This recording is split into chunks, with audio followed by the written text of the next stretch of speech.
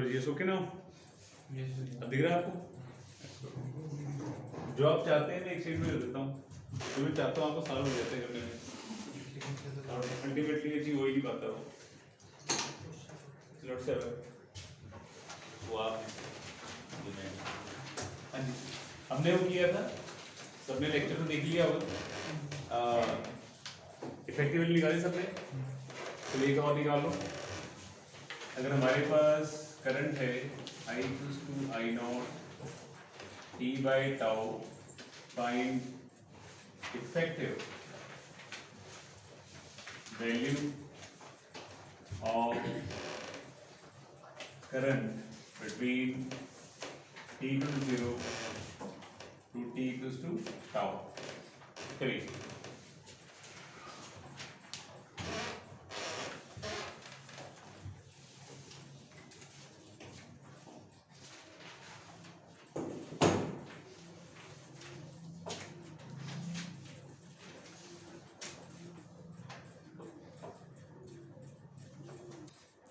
Late us see, पहले step क्या है बेटी? स्मॉल हीट निकालना, I square R dt, I nought square T square tau square R dt, तो heat को integrate I nought square R by tau square T square dt integration TQ by 3 limits जैसे tau क्या आ जाएगा I nought square R tau cube by 3 tau square, that is I nought square R tau by 3। अगर suppose यही heat हमारा effective पैदा करता तो formula I square R tau होता, तो I भी आ जाएगा n0 by √3, ये आंसर आ जाएगा। Is it clear? उसके बाद हमारे पास आता है phase relation, phase relationship between voltage and current, voltage and current। Clear? हमारे पास एक पहले है रेजिस्टेंस ओनली, रेजिस्टेंस ओनली हमारे पास एक रेजिस्टेंस है, उसके साथ लगा है ऑर्डिनरी करंट, वोल्टेज लगा रहा है वो E equals to E not sine omega T, तो क्या करंट फ्लो करेगा? E by R is E not sine omega T R, ये करंट मैक्सिमम कब होएगा? जब साइन ओमेगा टी हो जाएगा 1, I nought equals to D by R, replace कर दें यहाँ पे, तो I इक्वल्स टू क्या आ जाएगा? I not sine omega t आ जाएगा। यहाँ पर फेज ऑफ वोल्टेज कितना है? Omega T, phase of current कितना है? ओमेगा टी, तो फेज डिफरेंस क्या होगा? 0, therefore voltage and current are in same phase, that is acquires maxima and minima at same time, maximum same time पर ही minima को acquire करते हैं। Clear है? अगर ग्राफ प्लॉट करें फेजर डायग्राम, अगर ये E नॉट का फेज है कितना? ओमेगा टी, ये रहेगा हमारे पास I नॉट का फेज सेम एंगल पर, अगर वोल्टेज का रेजिस्टर है करंट का रेजिस्टर, और अगर इसको हम ग्राफ प्लॉट करें वोल्टेज साइन ग्राफ में, तो ऑब्वियसली करंट भी इसमें है वो साइन ग्राफ में ही है, ये करंट रहेगा। Very simple. So phase diagram क्या होता है? फेज जो एंगल के रिस्पेक्ट में बनाते हैं हमेशा, जो उसकी फिक्स टाइम पर पोजीशन डिफाइन करता है। क्लियर हो गया? उसके बाद अगर इसको हम करते हैं प्योर इंडक्टर में, प्योर इंडक्टर में, क्लियर? तो इंडक्टर में हमारे पास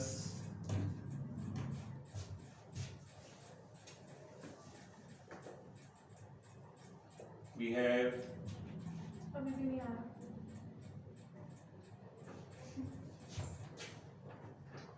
अब ठीक है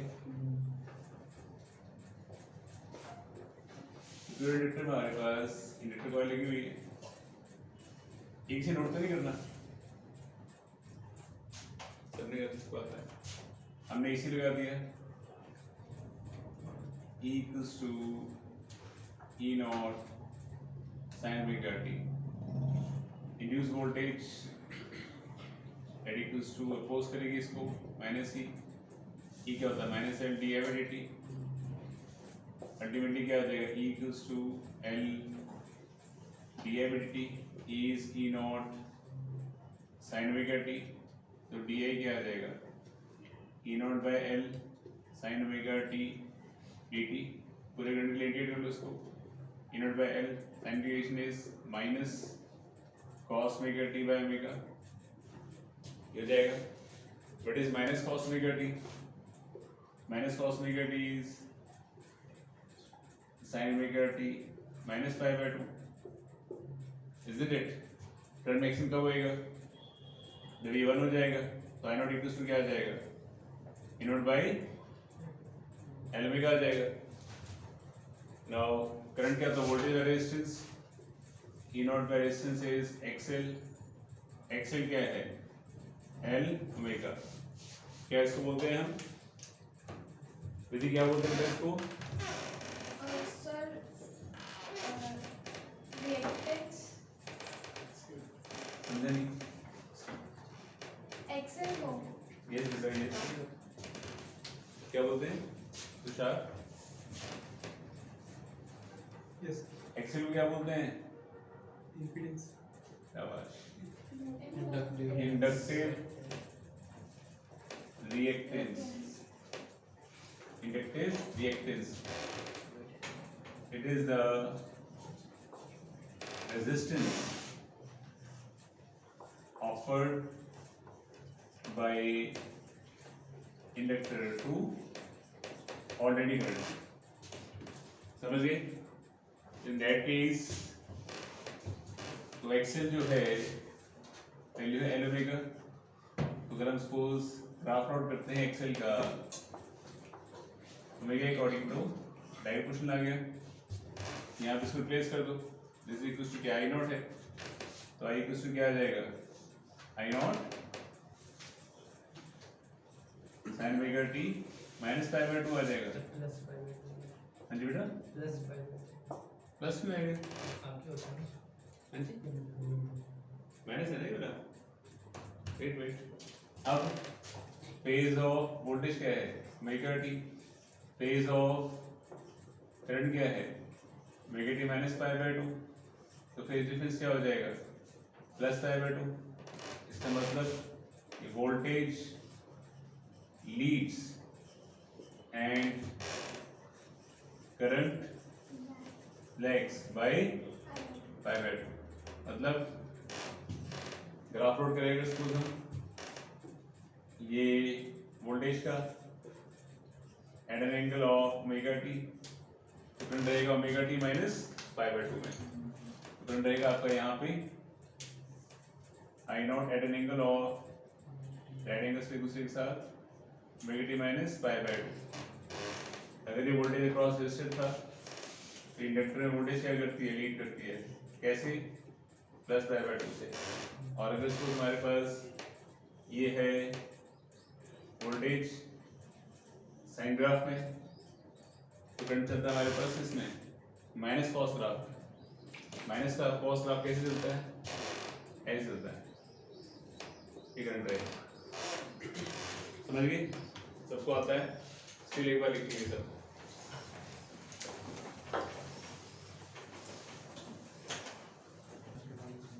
नेक्स्ट पर्पस आता है कैपेसिटर ओनली, कैपेसिटर ओनली।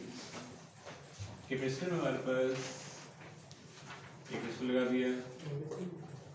दिया आपने AC, C C equals to Q by V। तो हमारे पास वोल्टेज लगा रहे हैं E equals to E not sine omega T. तो ये पोटेंशियल ड्रॉप इसके क्रॉस आ जाएगा, that is Q by C। तो Q इक्वल्स टू आ जाएगा C E not sine omega T. निकालना करंट है, टेक द डेरिवेटिव, ये जाएगा C E not sine differentiation omega into cos omega T. अब करंट मैक्सिमम कब होएगा, हम कॉस ओमेगा क्या रिप्लेस कर सकते हैं, C omega E not sine omega T plus pi by 2, isn't it. Current maximum कब बनेगा, 3 हो जाएगा, तो C omega into E nought, that is E not by x C, x equals to 1 by C omega, 1 by C omega. We call it as capacitive reactance, capacitive reactance, resistance offered by capacitor। तो XC की जो variation है omega के साथ, वो rectangular hyperbola inverse solution हो गया। और अगर उसको यहाँ पे इसको रिप्लेस कर दें, get I equals to I not sine omega T plus pi by 2, ये हो जाएगा, करेक्ट है। तो phase of voltage is omega T, phase of current omega T plus pi by 2। तो यहाँ पे phase difference minus pi by 2 आ गया, therefore current leads and voltage lags by pi by 2। Graph plot करते हैं, suppose voltage across resistor थी, तो inductor में करती है वो लीड, कैसे, प्लस पाई बाय 2 से। कैपेसिटर में करती है वो लैग, कैसे, माइनस पाई बाय 2 से। अगर हमारे पास ये थी E not at a phase of omega T, तो रहेगा यहाँ पे I nought perpendicular that phase of omega T plus pi by 2। Graph plot करेंगे उसको, वोल्टेज का तो साइन ग्राफ ही है, is voltage following a sine graph and current will follow the cos graph. ये रहेगा करंट, ये वाला करंट हो गया कॉस ग्राफ, क्लियर। अब कंबाइंड अगर करते हैं हम, तो बन जाता है LCR सर्किट। LC में हमारे पास एक इंडक्टर है, एक कैपेसिटर है और एक रेजिस्टर है। अक्रॉस सीरीज में लगेगा across ordinary current, it is E equals to E not sine omega T, correct है। तो हम जानते हैं कि अगर सपोज ये वोल्टेज अक्रॉस रेजिस्टर है, तो इंडक्टर में करती है लीड, कैपेसिटर में करती है लैग। मान लें सपोज ये जो वेक्टर है OP, ये OQ, OP वेक्टर जो है वो OQ से बड़ा है। अगर दो वेक्टर्स ऑपोजिट डायरेक्शन में, रिजल्ट दोनों माइनस करके आ जाएगा, तो माइनस का रिजल्ट कहाँ आ जाएगा हमारे पास, यहाँ आ जाएगा। This will be BL minus BC, और रिजल्ट यहाँ निकाल दो, यहाँ आ जाएगा E not at an angle of pi मान लें, तो हमारे पास E नॉट क्या आ जाएगा, इज रूट ऑफ VR का square plus BL minus BC का स्क्वायर। तो VR क्या होता है, I नॉट इंटू R होता है, BC क्या होता है, I नॉट इंटू XC होता है, और BL क्या होता है, I नॉट इंटू XL होता है। E नॉट इक्वल्स टू क्या आ जाएगा, I naught root of R square plus XL minus XC का स्क्वायर, या E naught equals to I naught Z आ जाएगा, I नॉट Z। तो तुषार व्हाट इज Z, या तो Z हमारे पास आ जाएगा root of R square plus XL minus XC का स्क्वायर, एंड इज कॉल्ड, इसको बोलते हैं हम इम्पीडेंस बोलते हैं। तो जहाँ भी कंबाइंड रेजिस्टेंस आ जाएगा, LR आ जाएगा, CR आ जाएगा, LC आ जाएगा, तो मैन रेजिस्टेंस का नाम है इम्पीडेंस। खाली इंडक्टर आएगा इंडक्टिव रिएक्टेंस, खाली कैपेसिटर आएगा capacitive reactance. Inductive reactance XL is L omega, capacitive XC is 1 by C omega. Impedance आप इसे निकाल लेंगे, जो कॉम्पोनेंट दिया है उसको ले लेंगे, तो नहीं दिया उसको छोड़ देंगे। तो हमारे पास ये आ गया। Now this triangle is called impedance triangle, इसको हम इम्पीडेंस ट्रायंगल भी कहते हैं, क्योंकि ये हमारे पास है रेजिस्टेंस, ये हमारे पास है एक्सएल माइनस एक्सी, ये हमारे पास है जेड। तो ऑब्वियस जेड की वैल्यू आप लिखी हुई है। फिर वन मोर टर्म फिर से लिखते हैं, that is power factor. Power factor that is cos phi, cos phi equals to what? R upon Z, R upon Z। तो हमारे पास इन जनरल इक्वेशन बनेगी I equals to I naught sin omega t what minus phi। ये हमारे पास generalize equation बन जाएगी। फिर copy down. Let's see the very first question.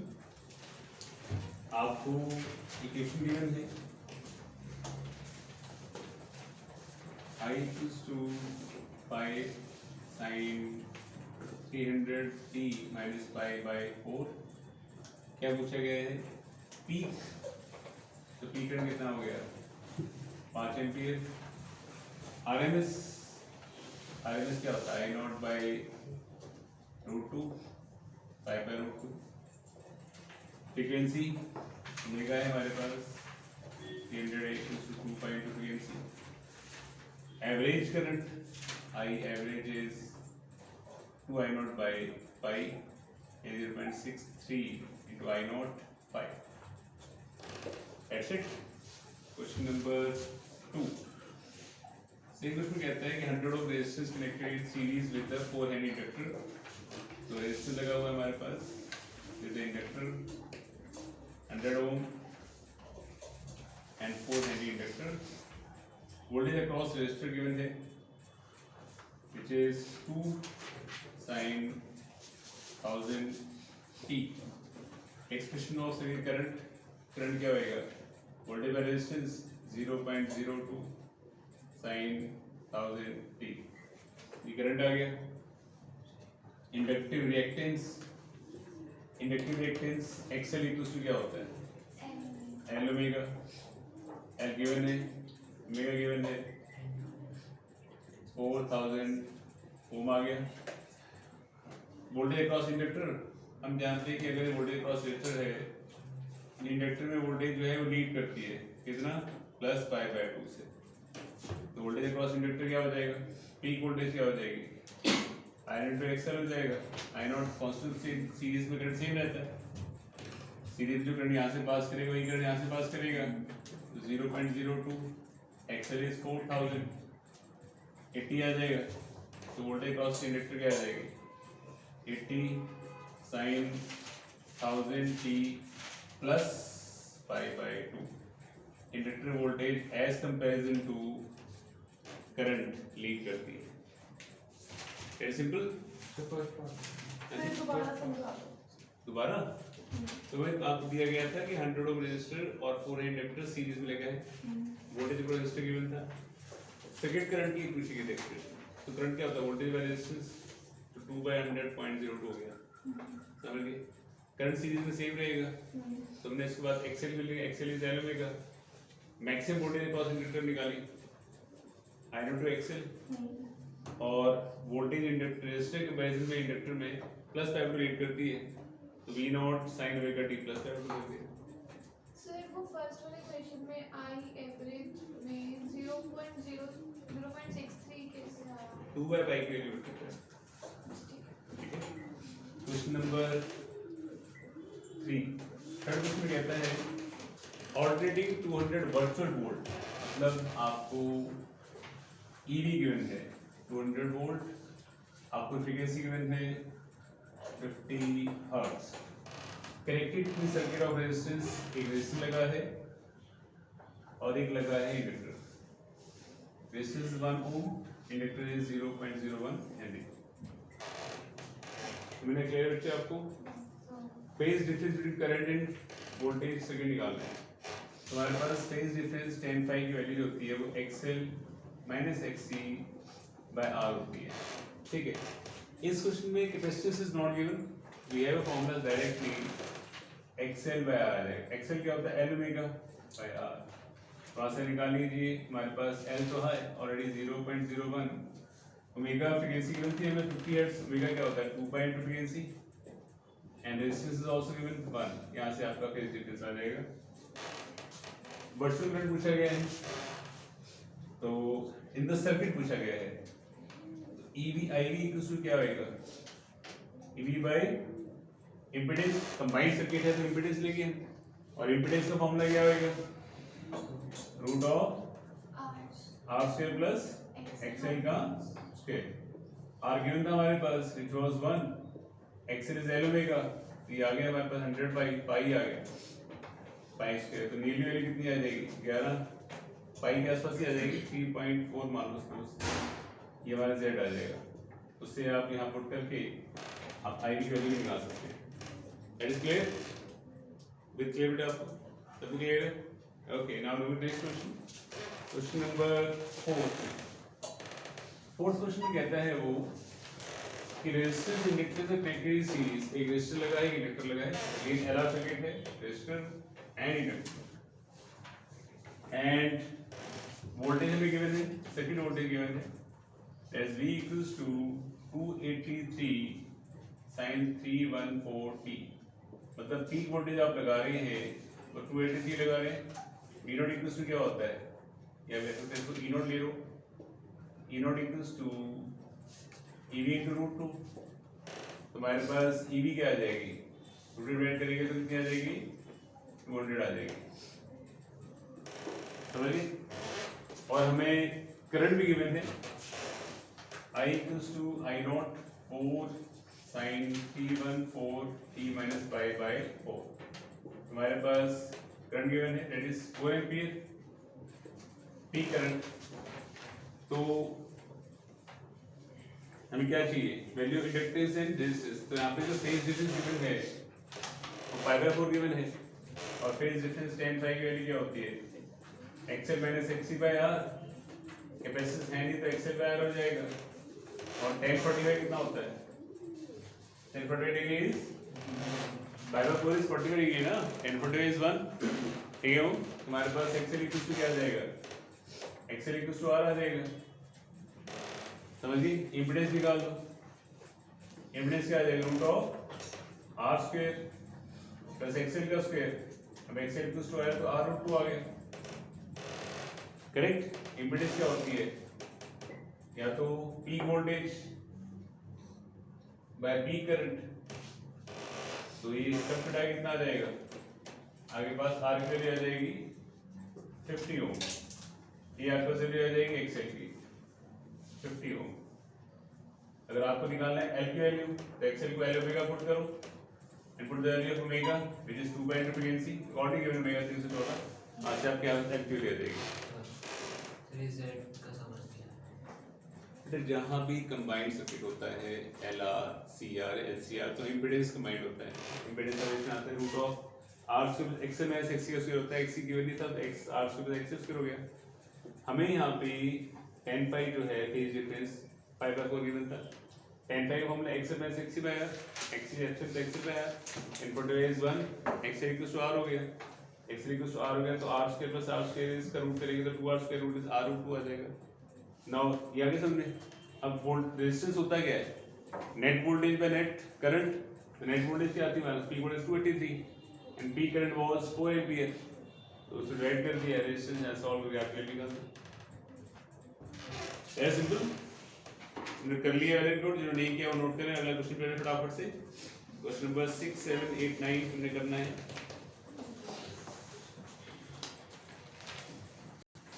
चलिए आगे,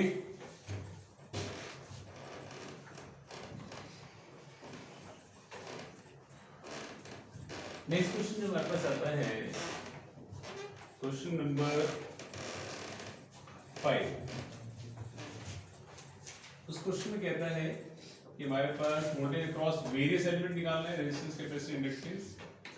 आगे पास एक रेजिस्टर लगा हुआ है, एक लगा हुआ है कैपेसिटर और एक लगा हुआ है inductor. Value of R is 1000 ohm, capacitance is 1 microfarad, inductance is 2 Henry। Okay, तो आगे पास प्राइम वोल्टेज लगी हुई है, that is V equals to 100 to 2 sin 1000 t। Correct है। अब यहाँ पे हमारे पास जो पीक वोल्टेज है वो है हमारे पास 100√2 वोल्ट। Is that clear? अगर मुझे सर्किट में से करंट निकालना हुआ, पीक करंट, तो आशय में कौन सा फॉर्मूला लगाऊंगा?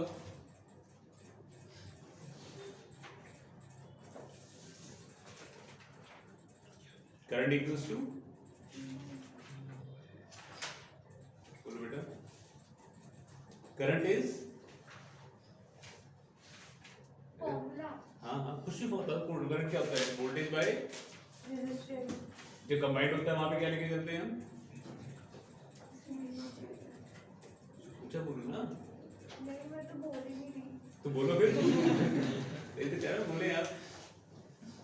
जहाँ पे इंडिविजुअल होगा, खाली रेजिस्टेंस, खाली इंडक्टेंस या खाली कैपेसिटेंस, इंडक्टिव रिएक्टेंस वाले लेंगे। जहाँ कंबाइंड होता है उसको हम नेट रेजिस्टेंस को क्या बोलते हैं? इम्पीडेंस बोलते हैं, इम्पीडेंस बोल। है ना? क्लियर है ना आपको ये चीजें? तो हमारे पास मैक्सिमम करंट जो होगा I naught is E naught by impedance होगा, ठीक है? इस इम्पीडेंस का फॉर्मूला क्या होएगा? इस माननी R square plus XL minus XL square minus XC का whole square। उसके ये फॉर्मूला होगा, ठीक है? अभी आप बताएंगे एक्सएल का फॉर्मूला क्या होता है? L omega. L omega, L की वैल्यू कितनी है? 2 हेनरी, ओमेगा कितना है?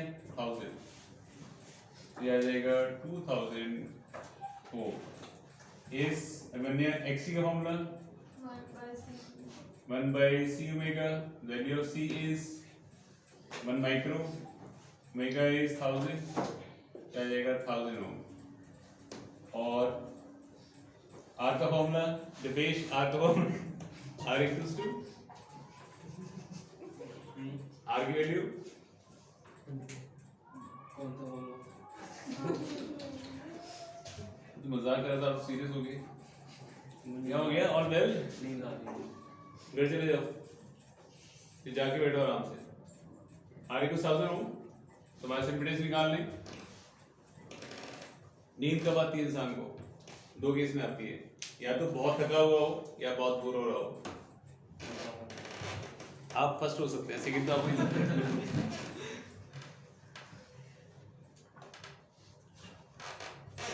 हाँ जी,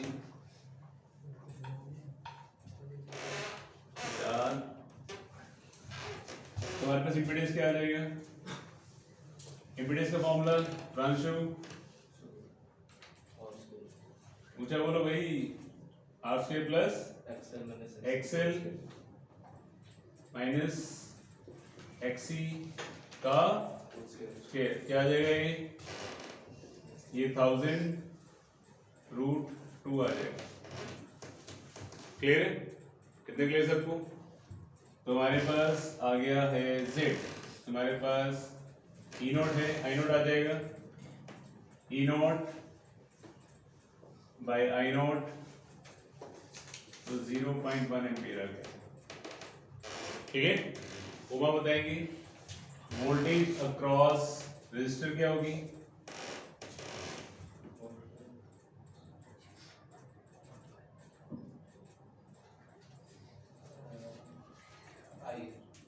I R,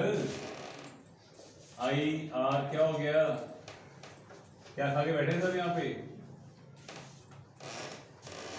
Arjun, voltage across inductor क्या होगी?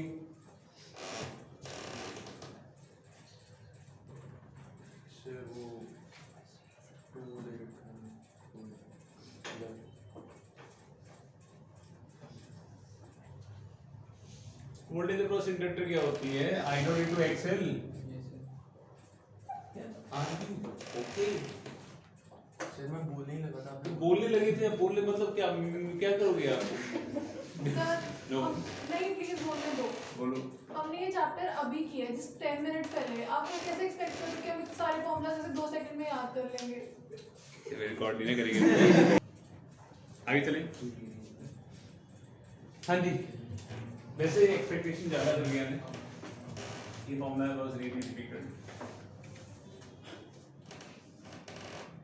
This what we have to. Inductor लगाओगे रेजिस्टेंस की जगह एक्सएल आ जाएगा, कैपेसिटर लगाओगे और रेजिस्टेंस की जगह एक्ससी आ जाएगा। That's it. तुम्हारे पास दिया लगे आई नोट एक्सएल। एक्सएल क्या था हमारे पास? 2000 200 वोल्ट और डीसी क्या हो जाएगा? I naught into XC. 0.1 into XC is 1000 100। That's it। कुछ और भी निकालना था?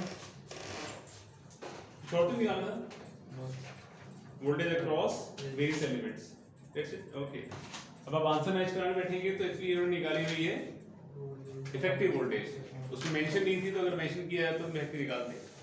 करेक्ट है। अगर आप इफेक्टिव निकालेंगे तो बाय रूट 2 कर देंगे सबको, आंसर आ जाएगा सर, है ना। आप जानते हैं ना कि पीक वोल्टेज होती है effective voltage, peak voltage by root 2 या EV is E naught by root.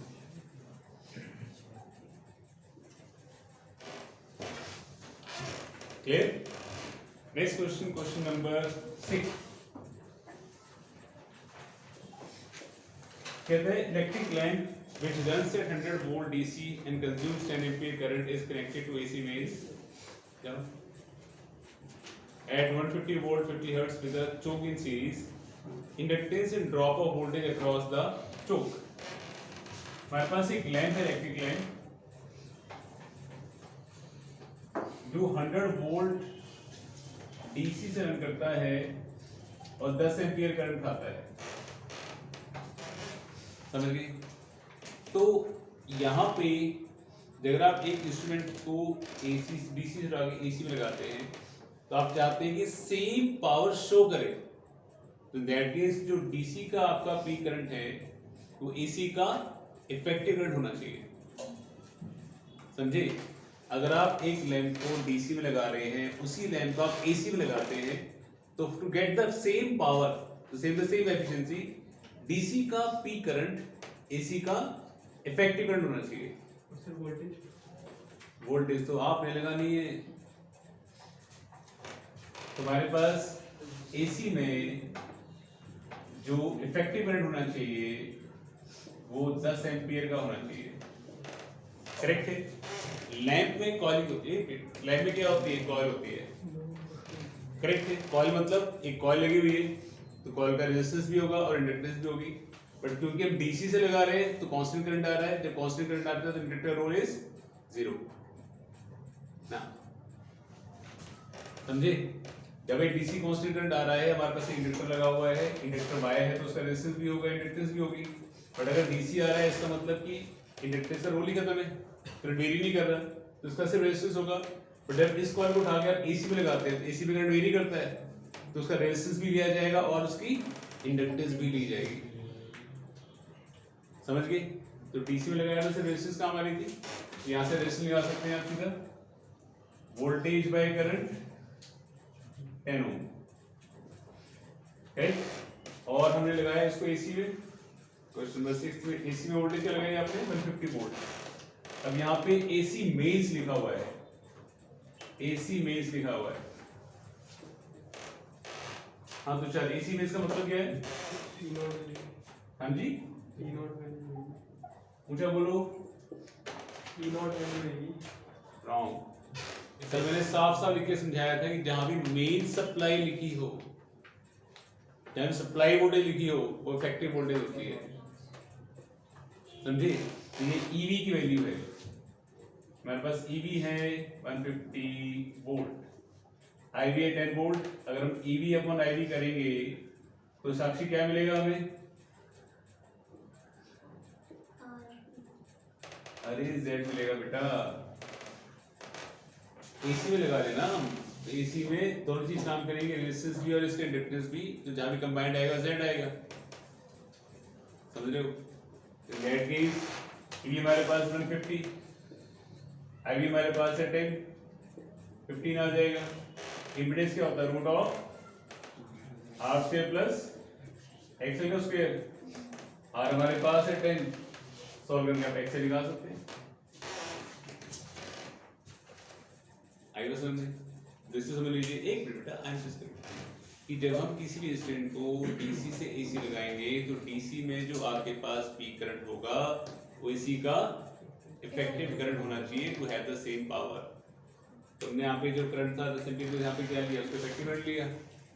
DC में से रेजिस्टेंस काम आएगा, उस इंडक्टेंस विल नॉट टेक, वहां से रेजिस्टेंस निकाल दिया। उस रेजिस्टेंस अब यहाँ पे हमारे पास जो मेन सप्लाई लिखी होती है वो कौन सी वोल्टेज होगी? हमेशा इफेक्टिव वोल्टेज होगी। Effective voltage bye effective current is impedance, impedance से रिपोर्ट के निकाल दिया। अब बोलो डीसी की फ्रीक्वेंसी ओके। तो 7th क्वेश्चन में हमारे पास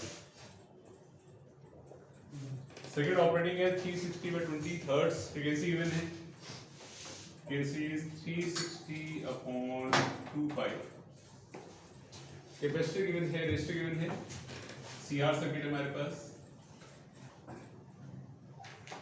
capacitance is 1 microfarad, resistance is 20 ohm. How large inductor must be applied, inductor लगाना आपने to bring the phased angle of circuit to be 0. Voltage is 120 volt.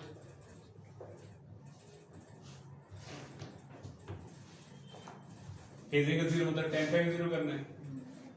tan phi formula क्या होता है? XL minus XC by R। 0 कब होगा? XL equals to XC होगा।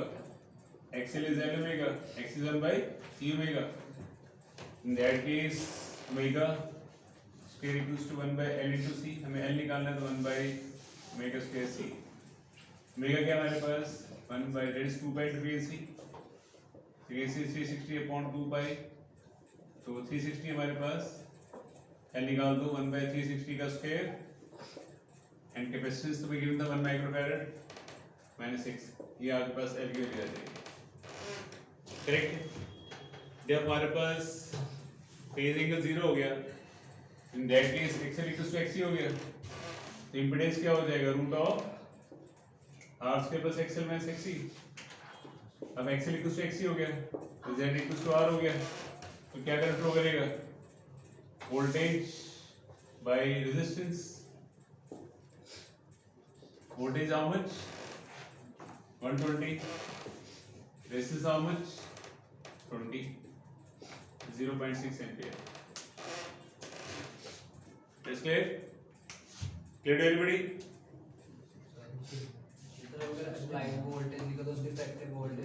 Main supply लिखता ना, अगर सप्लाई लिखता मेन सप्लाई। हाँ जी, अगली कहानी हमारे पास आता है series resonating circuit. Series resonating circuit, correct है। तो LCR is called series resonating circuit if current becomes maximum। current becomes maximum। अब LCR में करंट का फॉर्मूला क्या होता है? I naught is E naught by Z। Z की value क्या है? Root of R square plus XL minus XC का स्क्वायर। अगर आप चाहते हैं करंट मैक्सिमम हो तो इम्पीडेंस कितनी होना चाहिए? इम्पीडेंस में R को तो 0 नहीं कर सकते आप, कॉलिंग लगा रहे रेजिस्टेंस तो होगा तो XL माइनस XC 0 कर सकते हैं।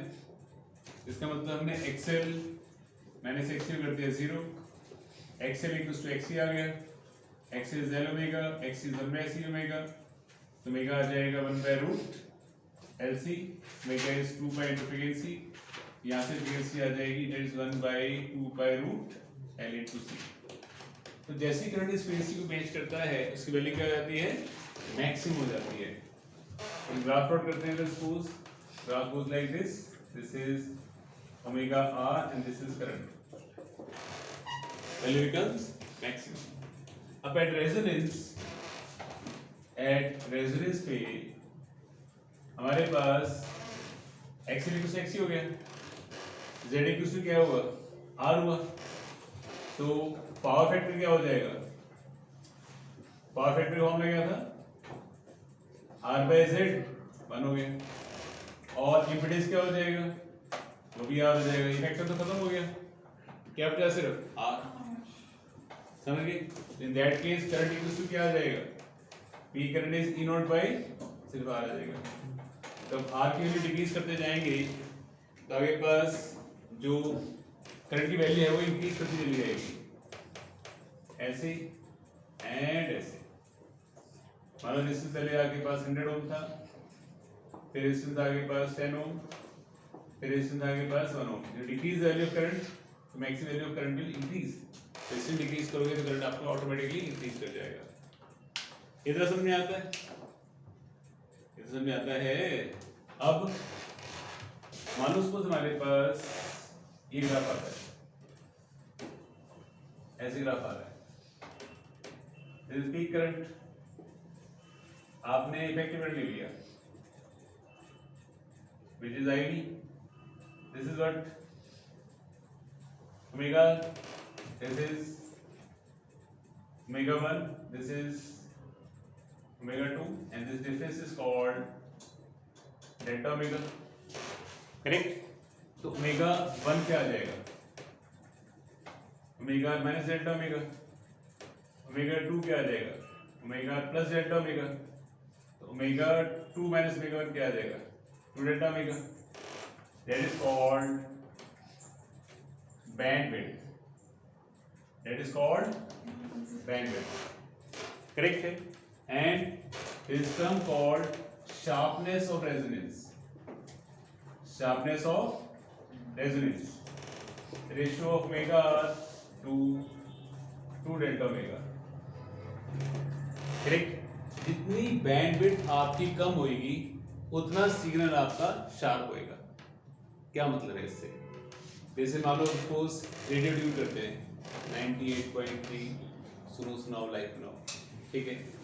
तो आप जैसे ही 98 के पास आना शुरू करें, 98 लगाएं तो आपको हल्की हल्की आवाज आनी शुरू हो जाए विद लॉट ऑफ डिस्टर्बेंस, खटर खटर साथ में आ रही है बट आवाज भी सुन रहे हो, थोड़ा बोल रही है, हाँ वैसे आ रही है। फिर आप जैसे 98.1 2 3 की तरफ बढ़ेंगे तो क्लैरिटी 3 पे आ जाएगी, तो एकदम क्लैरिटी साउंड और नॉइस 0, करेक्ट। उसके बाद 3 से 4 5 6 और 6 के बाद फिर सिर्फ नॉइस नो साउंड, समझ गए। तो हम कहेंगे इसकी 0.6 की बैंडविड्थ है, 98 पॉइंट से शुरू होकर 98.6 तक चली, करेक्ट है। अब आयरन जाता है कि भाई मुझे 98.2 की फ्रीक्वेंसी खरीदनी है, तो मैं ब्रॉडकास्टर हूँ, ठीक है। मैं कहता हूँ भैया 98.32 तो आपको मिल ही नहीं सकता क्योंकि उसकी बैंडविड्थ तो 0.6 की है, 98 से 98.6 की फ्रीक्वेंसी तो मैंने ऑलरेडी इसको बेची हुई है। कहता नहीं, जिद करता नहीं मुझे चाहिए। फिर मैं अपने एक्सपर्ट्स बुलाता हूँ, टेक्नीशियंस, इंजीनियर्स, साहिल आता है, एक विनायक भी आ जाता है तो वो काम करते हैं। तो क्या करते हैं, सिग्नल की बैंडविड्थ को डिक्रीज करते हैं, वो उसको 98.25 से लेकर 98.35 तक कर देते हैं। तो आपका सिग्नल 98.25 तक आपको कोई साउंड नजर नहीं आएगी और पॉइंट एकदम से सिग्नल शार्प हो जाएगा, ये वाला ऐसा हो जाएगा सिग्नल एकदम से फ्रीक्वेंसी शार्प, करेक्ट। तो जितनी बैंडविड्थ कम हो जाती है उतना सिग्नल क्या हो जाता है, शार्प, उतना इजी हो जाता है ब्रॉडकास्टर के लिए बाकी फ्रीक्वेंसीज को बेचना। यानी फ्रीक्वेंसीज को लॉग आउट कर दी, इसको लॉग कर दी, तो मैं आराम से अपना काम चला सकता हूँ, करेक्ट है। तो शार्पनेस रेशियो मींस कि कितना सिग्नल आपका शार्प है, कितनी बैंडविड्थ उसकी छोटी है, करेक्ट। इसको हम एक नाम और देते हैं, क्या नाम देते हैं इसको हम, इसको हम क्यू फैक्टर का नाम देते हैं, क्यू फैक्टर और quality factor,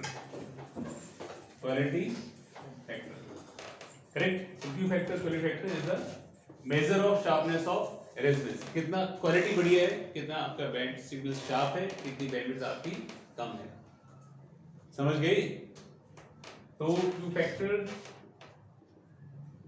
is the measure of sharpness resonance, sharpness of resonance. तो इसको हम क्यू फैक्टर भी बोल देते हैं। इसका एक फॉर्मूला और होता है हमारे पास, आपको याद होगा, दैट इज 1/r√L/c। करेक्ट। वो भी ड्राइव करते हैं, स्पेस नहीं होता, आप नोट पे बाकी आगे करते हैं। हाँ बोलिए। हम दो चैनल्स को सर हाँ जी आगे चलिए।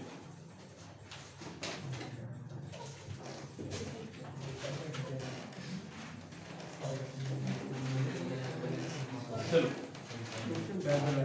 अब इसको हम क्यों पढ़ रहे हैं और इसकी जरूरत क्या है, मतलब we are why we studying this sharpness और रेजोनेंस, ये तो हम समझ में आ गया। अब रेजोनेंस की जरूरत हमें क्यों पड़ती है?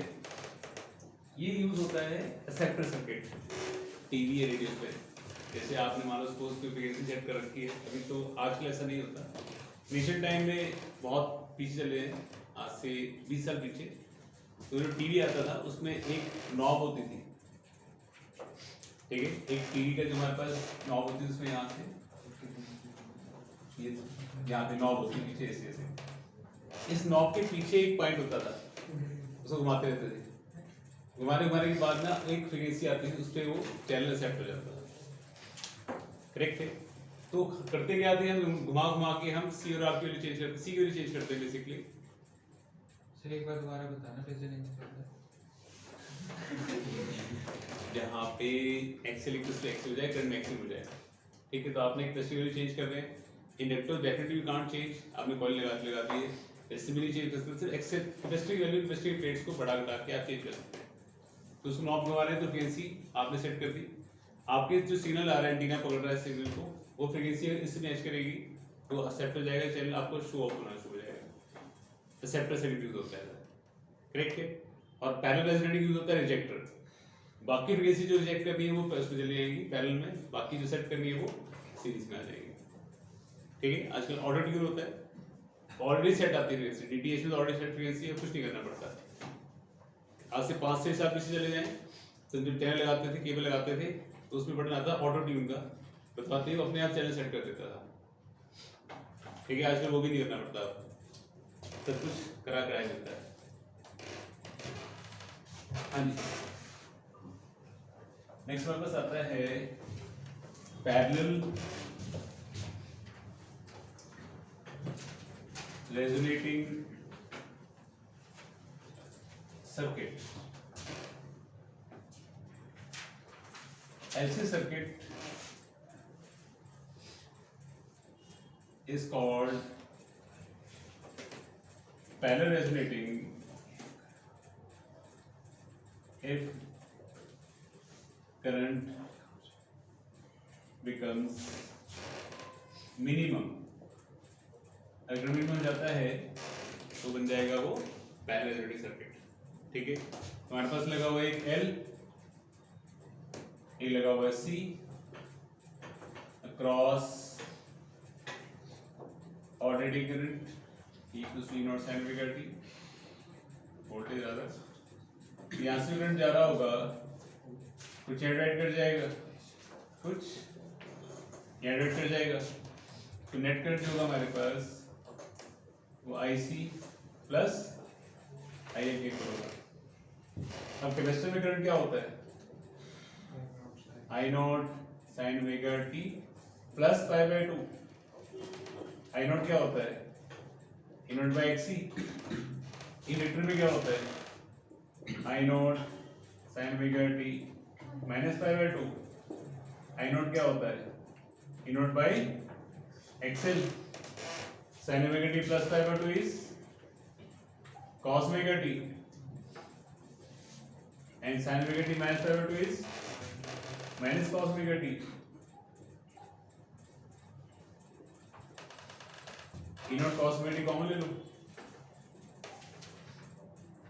1 by XC minus 1 by XL। अब करंट तो क्या करना है, मिनिमम कब होएगा जब ये मिनिमम होगा, जब ये मिनिमम हो जाएगा तो क्या हो जाएगा 1/xc minus 1/xl 0, x equals to xl हो जाएगा। सेम कहानी xc इज 1/c omega, xl is l omega, omega जाएगा 1/रूट lc, ओमेगा इज 2 फ्रीक्वेंसी, तो फ्रीक्वेंसी आ जाएगी 1/2 lc। करेक्ट, हमने भी किया था शार्पनेस रेजोनेंस, शार्पनेस। अब इसमें जो ग्राफ प्लॉट होता है करंट का फ्रीक्वेंसी के accordingly, graph goes like this. तो करंट ओमेगा आर पे करंट क्या होता है, मिनिमम या जीरो हो जाता है। क्लियर? तो शार्पनेस ऑफ रेजोनेंस और क्यू फैक्टर और रेजोनेंस और quality factor is the ratio of voltage across inductor to resistor or capacitor to resistor at resonance जहाँ पे ओमेगा की वैल्यू क्या होगी 1/रूट L/C होगी।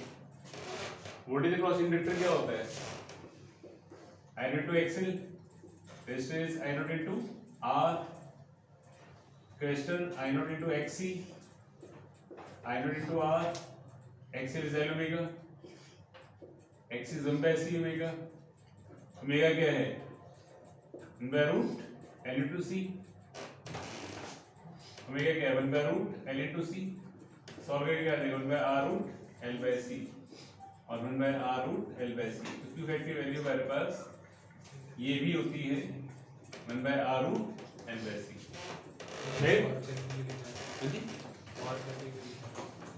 कोई भी एक ले सकते हैं, और का मतलब ये होता है। चलिए आगे देखें, नेक्स्ट टॉपिक आता है average power. Average power is the ratio of total work done to total time taken.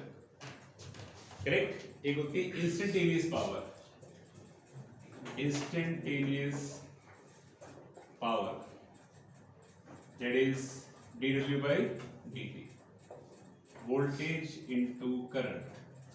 instantaneous voltage into instantaneous current is instantaneous power। ठीक है, पहले निकालनी है आपने किसमें, average power in resistance only, in resistance only, resistance only।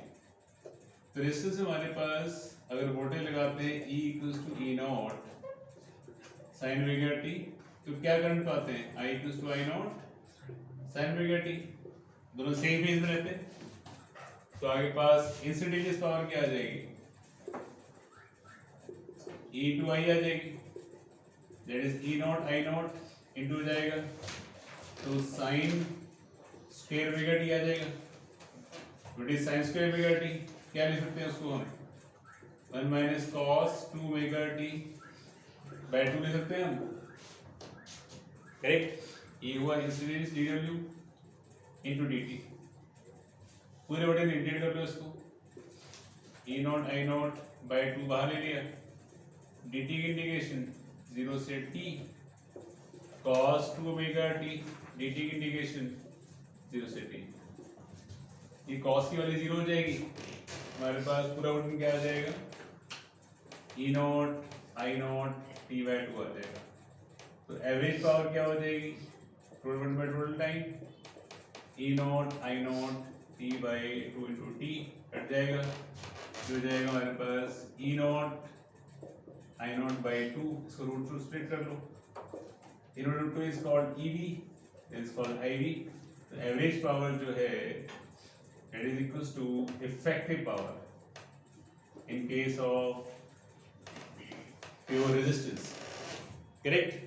अगर हम बात करते हैं प्योर इंडक्टर में, प्योर इंडक्टर मतलब होता है जहाँ पे रेजिस्टेंस नहीं हो। इंडक्टर में अगर सपोज वोल्टेज लगाते थे हम E equals to E not sin omega t, तो करंट क्या पाते थे I equals to I naught sin omega t minus pi. Current lag करता था, वोल्टेज लीड करती थी, तो इसको क्या लिख सकते हैं हम minus I not cos omega t लिख सकते हैं। तो इंस्टेंटेनियस पावर क्या हो जाएगी आपकी E टू I हो जाएगा minus E naught I naught sin omega t into cos omega t हो जाएगा।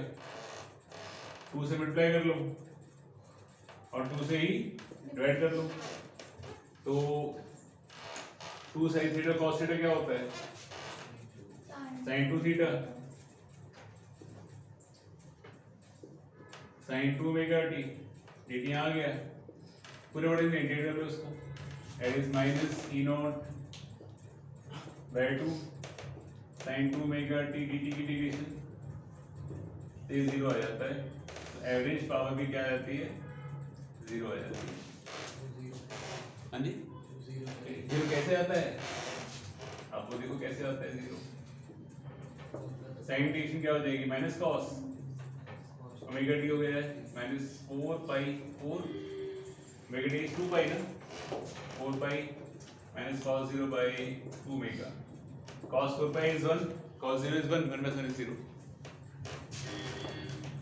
क्लियर है? तो आपका जो प्योर इंडक्टर है पावर कंज्यूम नहीं करता, करेक्ट है? अगर आप इसको ग्राफिकली समझने की कोशिश करें ऐसे, तो हमारे पास ये साइन ग्राफ में था वोल्टेज, साइन वोल्टेज यहाँ से शुरू कर रहा हूँ ऐसे, सीजन में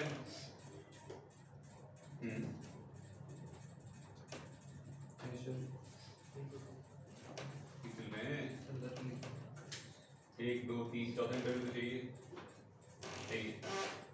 ये वोल्टेज है, यहाँ से शुरू कर लिया, क्यों शुरू किया बता दूँ मैं आपको।